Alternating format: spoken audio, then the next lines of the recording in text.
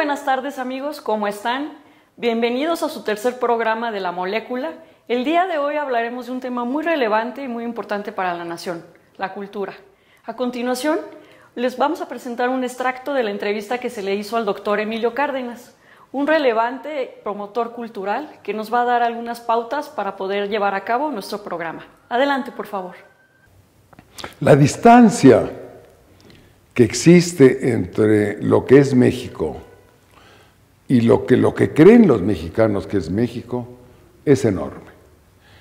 Y en buena medida se debe a los medios de comunicación, al sistema educativo, por ejemplo. Yo no recuerdo que en el libro de texto gratuito empezara en la primera página, por ejemplo, en la página 5 o 6, el calendario azteca, y que le dijeran a un niño de cuarto o quinto año de primaria qué significa el calendario azteca, que está en nuestras monedas, ¿verdad? Es casi como, bueno, el escudo nacional, ¿no? ¿Por qué no hacemos que un niño de cuarto o quinto pudiera identificar con claridad los jeroglíficos, los símbolos del calendario azteca, ¿no? ¿Por qué decirle a ese niño que en el altar de la patria, donde debe haber una llama prendida permanentemente en la calle de Reforma, está apagada la lámpara votiva y que hace 20 años no se preocupan los gobiernos por ponerle gas para que esté la flama viva de nuestra historia, ¿no? ¿Por qué? Pues porque sí creo que vivimos una enorme decadencia a nivel de clase política. Yo creo que estamos en el punto más bajo de decadencia de una clase política que no se dedica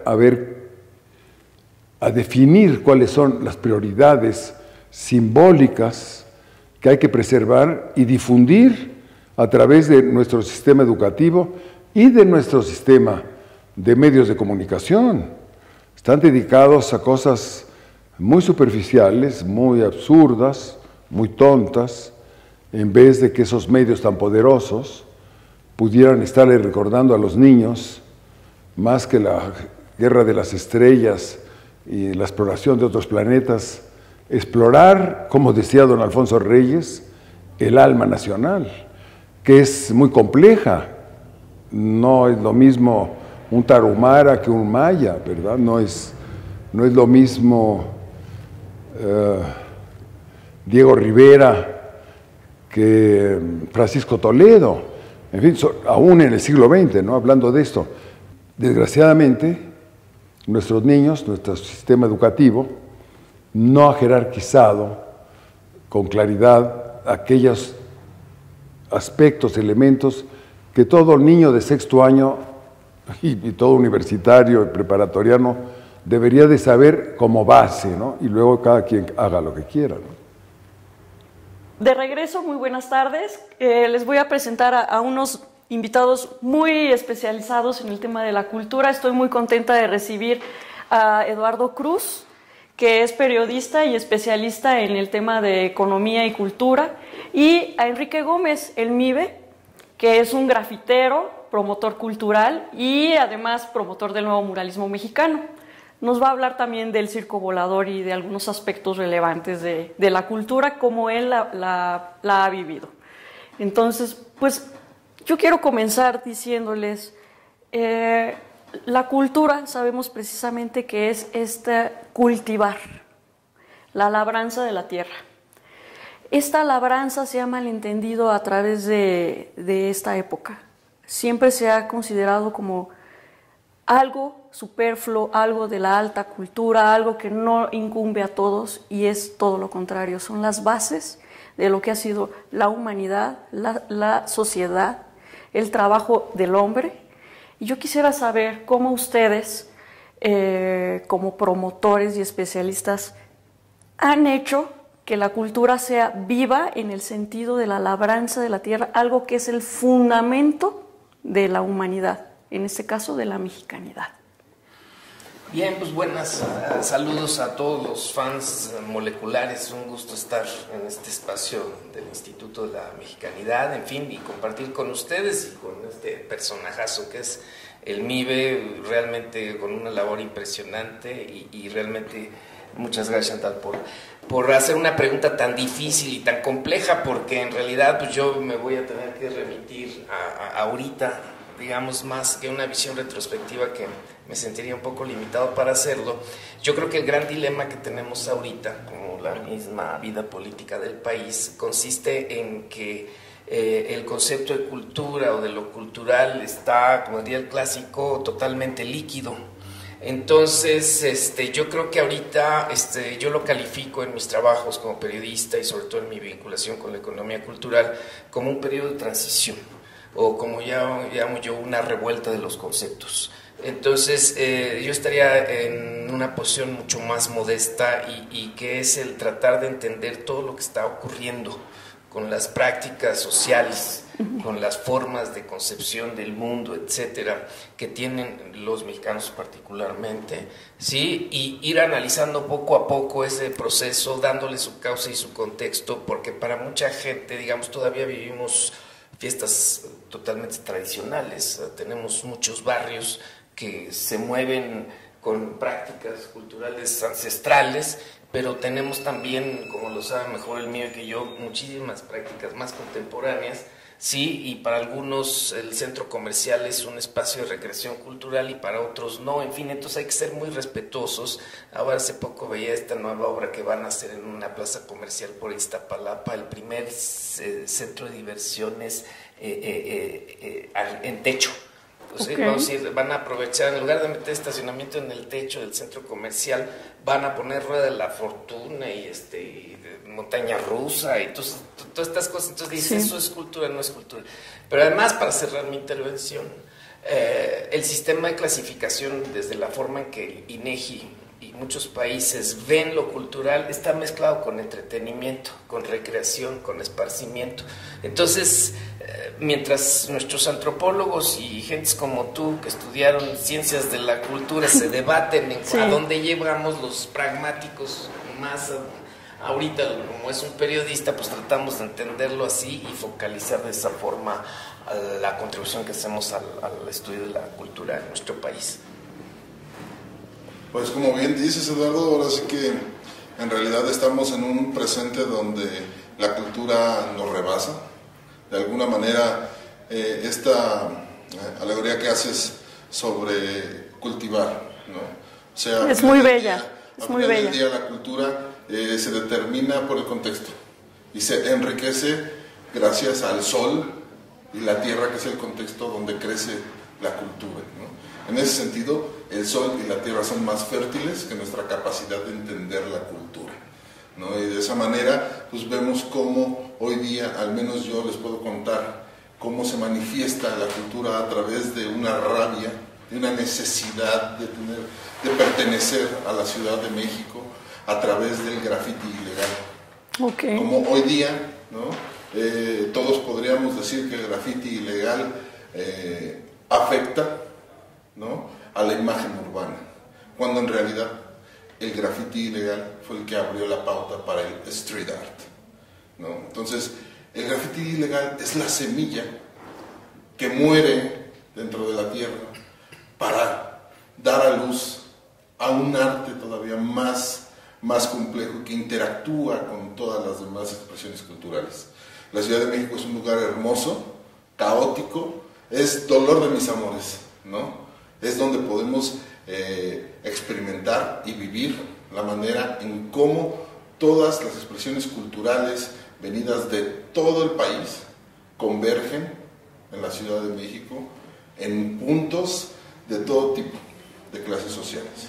Entonces, lo que yo veo frente a la cultura hoy día, ¿no?, como dices, en este momento político, es de que no podemos tener con los ojos cerrados la creencia de que estamos haciendo lo correcto. Creo que nadie en el aspecto cultural en el país está haciendo lo correcto. Creo que lo correcto es reconocer la diversidad cultural que tenemos.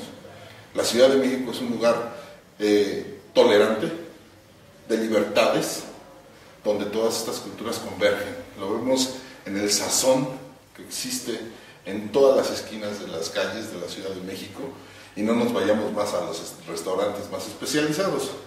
Para no extenderme demasiado en esta idea, creo que la cultura nos rebasa.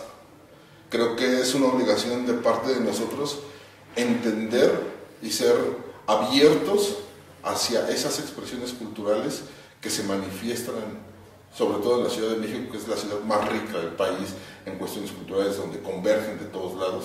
¿Cómo es que eso nos hace mejores? Ser tolerantes, abiertos e incluyentes nos hace mejores. En ese sentido, la cultura nos exige hoy día eso, ¿no? Reconocer y tener esas libertades de desarrollar tu propia cultura, ¿no? Entonces, por eso es que hablaba del tema del graffiti ilegal como algo que podría tener una carga negativa. En realidad abrió la pauta para el nuevo desarrollo del arte urbano, como lo llaman hoy día, ¿no? Es bien interesante lo que mencionas porque, por ejemplo, lo vimos con Basquiat en Nueva York, y él pues fue totalmente disruptivo, hizo este cambio, pero estamos hablando de las grandes ciudades. ¿Cómo le dices, por ejemplo, a una persona que su cultura, que es su forma de vestir, es todo lo que es no natura, es todo como nos estamos desarrollando, el lenguaje, las costumbres, y no solamente esta cuestión de voy a ir a Bellas Artes y eso es cultura? Este acercamiento, ¿cómo están ustedes comprometidos al acercamiento completo de la palabra cultura? Pues yo te puedo contar una experiencia de mi compromiso frente a la cultura. Yo salí de vivir en mi casa como a los 13 años, y yo tengo la cultura de vivir abajo de un puente. ¿Eso es cultura? Totalmente. ¿Es alta cultura o es baja cultura?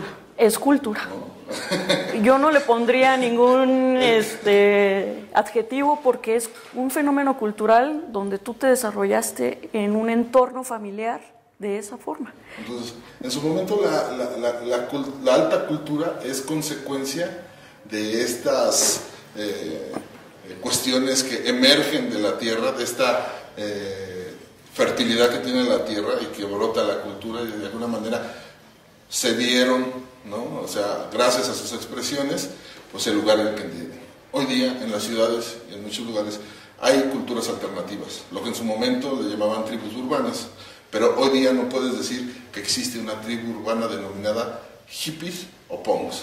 Hoy yo te puedo decir que tengo amigos hipunks, ¿no? Okay. O grafizanceros, okay. ¿no? Una mezcla ahí. O hip hop rasteros, ¿no? O sea, hoy día la cultura, como el arte, sigue encontrando nuevas maneras de relacionarse con el entorno. Por eso es que digo que nos rebasa.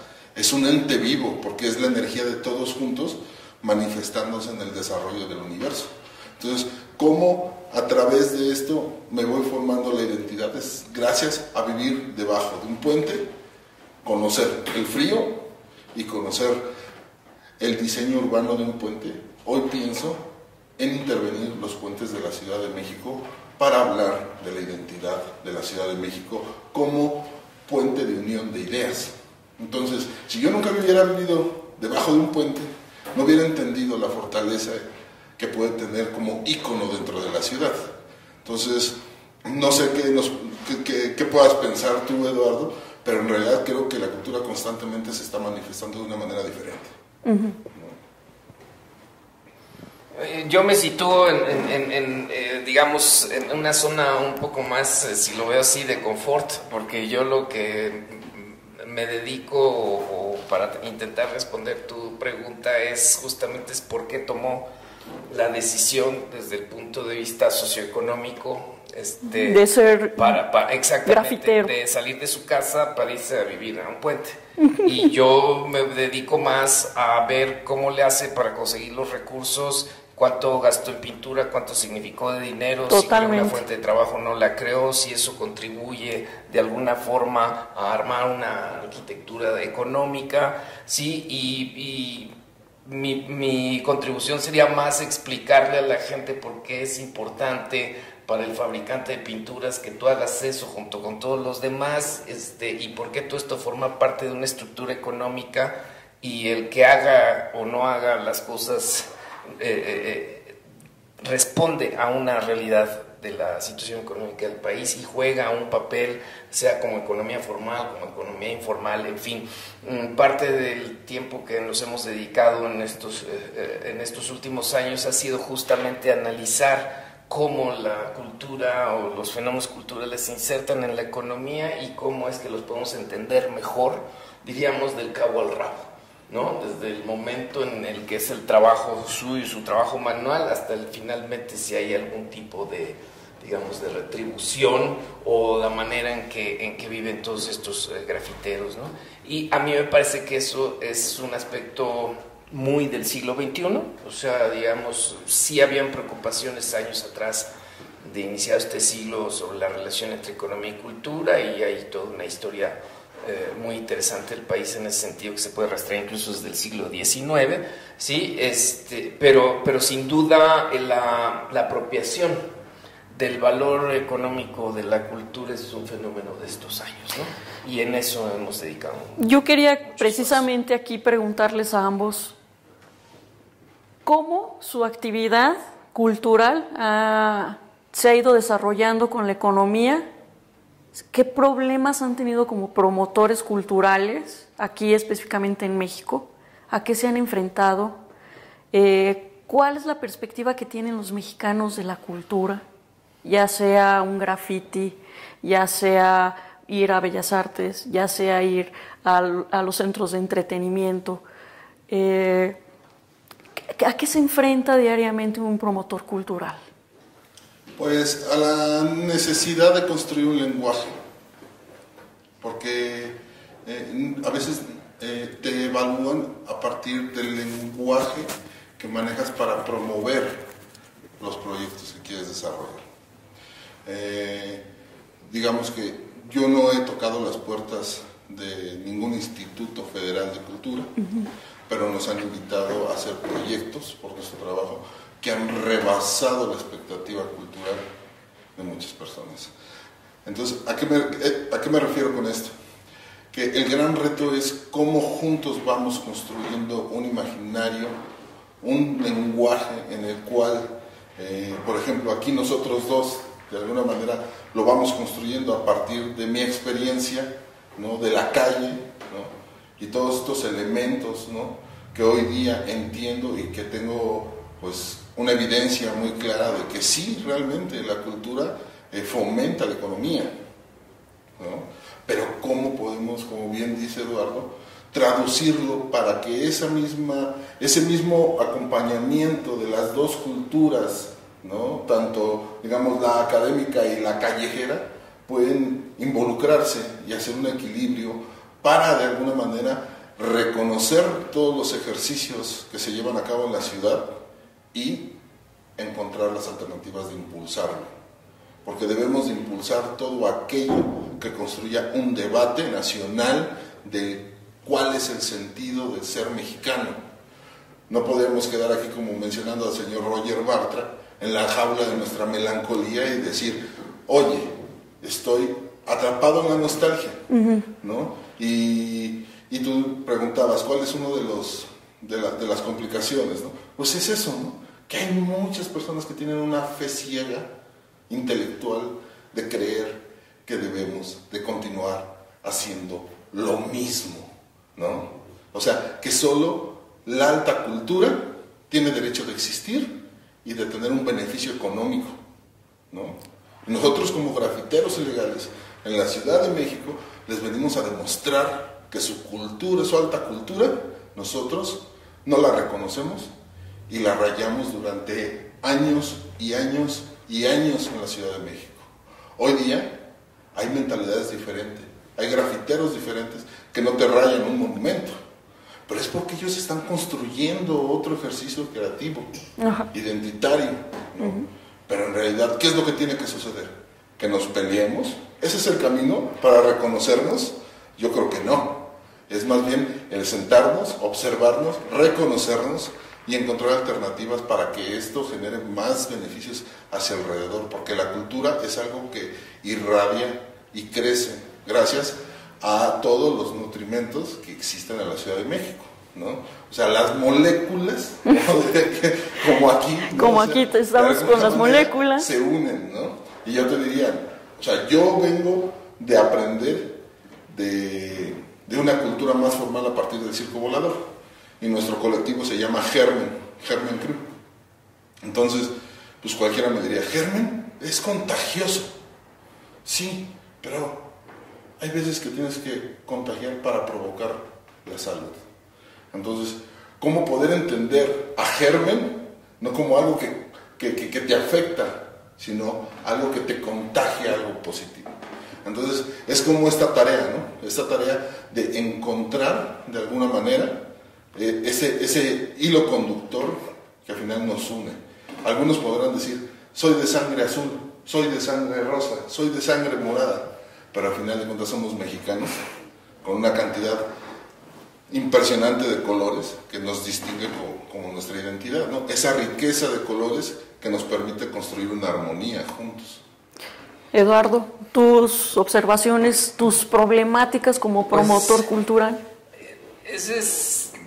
En esta refriega conceptual, en este reajuste que llevamos muchos años experimentando de cuáles son los nuevos paradigmas o cómo se construye mejor el concepto de cultura y cómo nos aproximamos a él, creo que justamente uno de los problemas, al menos desde mi lugar, yo trabajo coordinando la Casa Rafael Galván en la calle Zacatecas 94 en la Roma, es un centro de extensión académica de la Universidad Autónoma Metropolitana.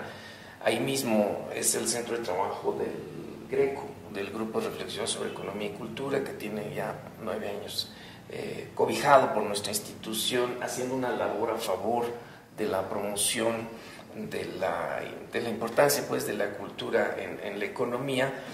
Todo este trayecto de muchos años lo que me ha dejado es la enorme complejidad de construir el conocimiento para transmitir esto.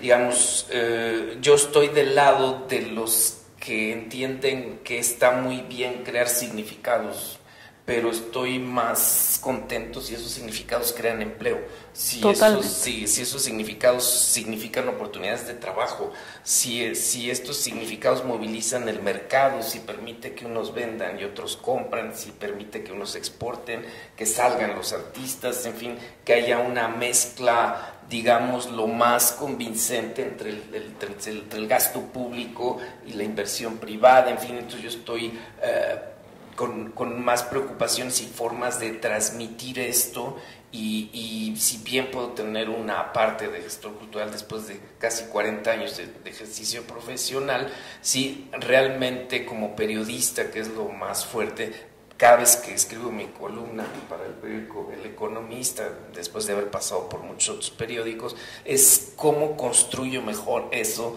para que quienes me lean por cualquier lado entiendan que estos universos han estado juntos siempre, pero que no hemos terminado de apropiarlos, y por eso surgen estas grandes pues diría discusiones en torno a si la cultura o el sector cultura deben de estar insertos o no en la discusión de un tratado de libre comercio, para no decir nada más el de Estados Unidos. Okay. En fin, hay como muchas cosas que complejizan todavía la transmisión de este conocimiento, pero pues ahí vamos. Antes de despedir la emisión, me gustaría hacer algunos anuncios comerciales. Bueno, ahorita que mencionas la relación entre economía y cultura, que es esencial, ¿por qué nuestros legisladores siguen creyendo que la cultura no merece un presupuesto decente, que la educación no está también a esa altura? ¿Por qué siempre está pasando que la cultura queda en último lugar? ¿Qué pasa en México si tenemos tanta riqueza cultural? ¿Por qué siempre a la cultura la dejamos en el último lugar? Mira, es una respuesta compleja y el tiempo nos consume, pero tú así no estaría tan de acuerdo con eso. La Secretaría de Cultura Federal bien o mal, que es casi un Conaculta todavía, ejerce más presupuesto que la Cancillería y la Secretaría de Turismo, de entrada. Sí, entonces no, yo creo que sí hay un problema de cobertura financiera, pero porque el patrimonio y los bienes y servicios culturales de este país son muy grandes. Pero si tú sumas todos los presupuestos que se ejercen, gasto público en universidades, etcétera, te podrías tener una buena sorpresa. No es suficiente y no justifico lo anterior, pero ¿por qué no hay esa sensibilidad? Justamente porque están más preocupados por la vida subsidiaria que por la vida productiva. Entonces, en la medida que los legisladores o el próximo presidente de la República no asuma que esto es un engranaje más de desarrollo y que debe haber subsidios y apoyos, pero que también debe haber incentivos para que se genere más empleo y se genere más riqueza, entonces vas y se van a quejar de que no hay dinero que alcance, ¿no? Yo creo que tienen una estrategia que no contempla los multifactores que afectan a la cultura. Esto es integral. ¿A ti, por ejemplo, te ha beneficiado la Ley Federal de Cultura? Pues me beneficia en el hecho de que hay más tolerancia para las personas que estamos tatuados, ¿no? Yo tengo muchos amigos e integrantes de mi colectivo que están llenos de tatuajes. Y hoy día todos decimos, podemos caminar más tranquilamente en la ciudad. Pero eso no sería una cuestión más como de derechos humanos, la aceptación. Es tu cultura. Claro, pero es la aceptación del otro. Pero a ti como creador, ¿la Ley Federal de Cultura te ha promocionado, te ha ayudado, te ha incentivado? ¿Has creado empleos, por ejemplo? Yo he creado empleos gracias hacia la promoción del nuevo muralismo mexicano, pero nunca a través del área de cultura. Yo he trabajado más con un argumento de prevención, ¿no? ¿Por qué? Porque lamentablemente en el área de cultura yo no tengo la facha para que me acepten, ¿no? Entonces todavía en nuestras instituciones sigue habiendo prejuicios. Tal vez porque no conozco a las personas adecuadas y porque mi presente me lleva a impulsar el arte como promotor de la prevención, porque entiendo que el país requiere prevención, porque los factores que hacen que un país se construya son multifactoriales, o sea, al final del día son muchos aspectos, es educación, es cultura, es salud, o sea, y creo que, como dices, es algo tan complejo que en realidad no se habían percatado, ¿no?, de este gran potencial que tiene la cultura para generar empleos y para generar un desarrollo económico en los países y en las comunidades. En este caso, nosotros hicimos una intervención con recursos federales en la ciudad de Pachuca, Hidalgo, donde generamos 190 empleos directos. Buenísimo. Haciendo el macromural más grande del país. Increíble. ¿No? En más de 400 casas, a pesar de que hay otros institutos, ¿no?, que han pintado más de 7,000 casas y no tienen el impacto mediático que tuvimos nosotros con 300 casas. O sea, ¿cómo valoras eso? ¿No? Y estos institutos y estos ejercicios que se están haciendo de réplicas de nuestro propio proyecto, pues solo van y preguntan qué vas a pintar. Nosotros hacemos diagnósticos de color, diagnósticos participativos, hacemos que la gente participe. El nuevo muralismo tiene que ver con encontrar nuevas formas de relacionar el arte y la cultura con el espacio público. ¿Y por qué digo el espacio público? Porque tenemos que reapropiarnos de nuestro país, ¿no? Ni es de los narcos, ni es de los políticos, ni es de los ambulantes. Claro, México es más que eso. De todos. Totalmente. Y en medio de eso tenemos un gran reto, pero qué bonito que la vida nos presenta estos retos para que de esa manera la pimienta nos deje un recuerdo y un amor. Por eso decía, ay, ¿no?, ciudad, dolor de mis amores, ¿no? Porque es algo que de repente dices, ya estoy cansado, ¿no?, de que solo me vean con los ojos y que no entiendan los planteamientos que estoy haciendo. Ya estoy cansado del amontonamiento de ideas que no tienen una cabida, no tienen una salida. Pero cómo amo los retos, cómo amo el debate, cómo amo esta saturación de cosas. Pero ya no podemos seguir así, ya no podemos seguir en el romance, debemos de construir.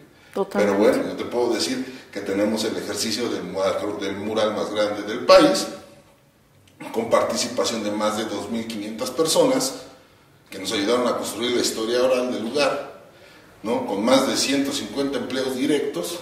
Yo no sé qué otro mural lo haya hecho en el presente. Y bueno, es algo que no nos da el palomazo a la Secretaría de Cultura, como realmente los nuevos muralistas mexicanos. Bueno, para concluir, quiero saber si somos un país tan rico, ¿por qué tenemos esta pobreza? ¿Qué podemos hacer para remediar esta terrible desigualdad que nos agobia como nación? Y finalmente que me respondan, sobre todo, ¿cómo has trabajado, qué has sugerido para el presidente entrante en la cultura? ¿Tú qué deseas pedirle al presidente? ¿Tú también qué deseas pedirle al próximo presidente?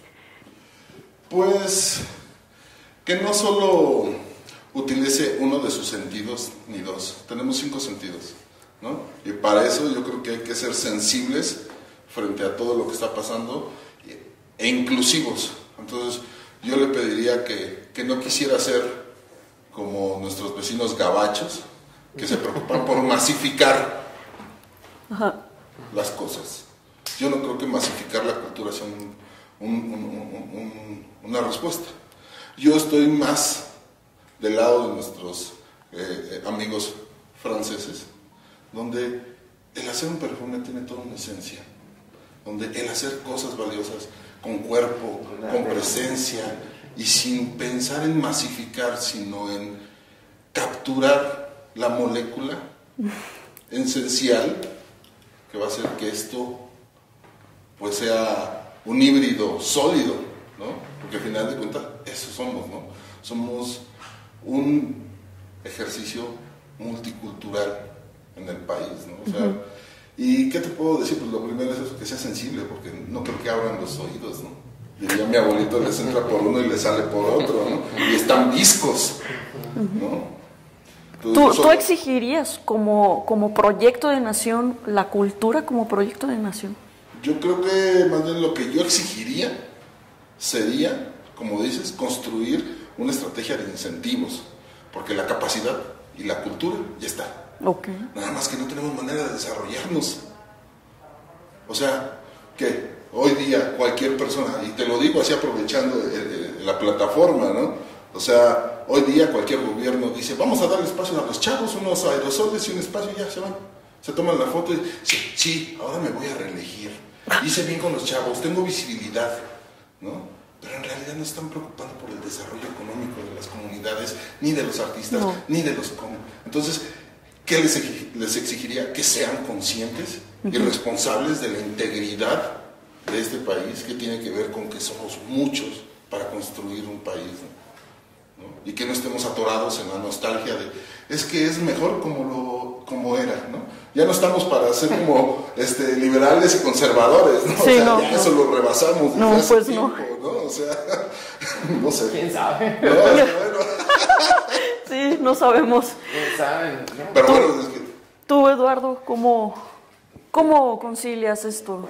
Y aquí nuestro amigo el mío le ha atinado de alguna forma, porque regresando a la anterior pregunta, digo, el problema es cómo socializamos y hacemos más permeable este proceso de economía y cultura. Nosotros promovemos ya desde hace algún tiempo un concepto que es la reforma cultural. Sí.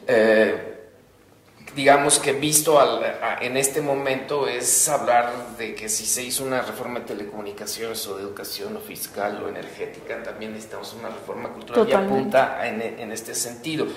La reforma cultural no es otra cosa más que reunir todos los grandes cambios que se necesitan en esto que llamamos el sector cultura, porque el sector cultura existe en el país, está clasificado, hay una cuenta satélite y hay muchos datos, todo insuficiente si quieres, pero ya está ahí. Entonces, nosotros con ese motivo, en tanto el país se reinventa cada 6 años, digamos, algo que no elegimos. Sí. O sea, estamos en ese proceso de reinvención porque vamos a elegir un nuevo presidente y otro montón de gente que va a ocupar cargos públicos y por elección popular. Entonces, nosotros preparamos un libro que se llama así. Es la Reforma Cultural del Presidente, propuestas para el sexenio 2018-2024, que está en varias librerías, y que lo que hace justamente Chantal es reunir una serie de propuestas en muy diferentes niveles de lo que se necesita para que esta cultura, yo coincido con él, o sea, yo creo que debemos de lamentarnos de que no tengamos los suficientes insumos, instrumentos legales, físicos, en fin, para que esto sea más, pero ya está ahí y a veces con actos heroicos. O sea, mucha de la cultura de este país se sostiene realmente con palillos. Si tuviera un sistema más ordenado de trabajo. Y robusto, ¿no? Organizado. Organizado, con un ministerio realmente... y rendición de cuentas. Rendición de cuentas, un uso racional de los recursos, incentivos Fomento fiscales. de las empresas culturales. Fomento de las empresas, o sea, todo esto hace falta. Entonces, en este libro y en lo que estamos en la UAM y en el Greco se pondera, y yo lo que esperaría del próximo proceso electoral y de quien eventualmente gane y llegue a la presidencia es que se adopte la necesidad de una reforma cultural. Muy bien, amigos, pues nos estamos despidiendo, pero no sin antes repetirles una breve conclusión, pues la cultura en México está atravesando varias problemáticas. Una de ellas es cómo la entienden los demás, cómo la entienden los promotores, cómo se están acercando los promotores. Queremos y necesitamos la cultura como un proyecto de nación. Es la única forma en que solamente podremos, digamos, a través de ella, educación, ciencia, tecnología, salud, podremos salir adelante, generando oportunidades, empleos y satisfacción para todos los que integramos esta nación. Por otro lado, pues es la importante participación que tiene el ciudadano de a pie. El ciudadano de a pie es una persona que puede decidir qué hacer y qué no hacer, y en este momento queremos invitarlo a que participe, a que se involucre en cualquier proceso cultural, llámese la Feria de la Manzana, llámese el graffiti, llámese ir a Bellas Artes, llámese hacer políticas públicas, lo necesitamos. Entonces, finalmente, la cultura es uno de los ámbitos más ricos que tenemos en México y es uno de los que tenemos que trabajar más en todos los sentidos. Yo los invito a que nos sigan por favor en nuestras redes sociales, en mexicanidad.org.mx, en el Facebook y en SoundCloud y YouTube del Instituto de la Mexicanidad, y en nuestra cuenta de Twitter, Mexicanidad con doble D. Los espero en la siguiente emisión. Yo soy Chantal Torres y esta es La Molécula.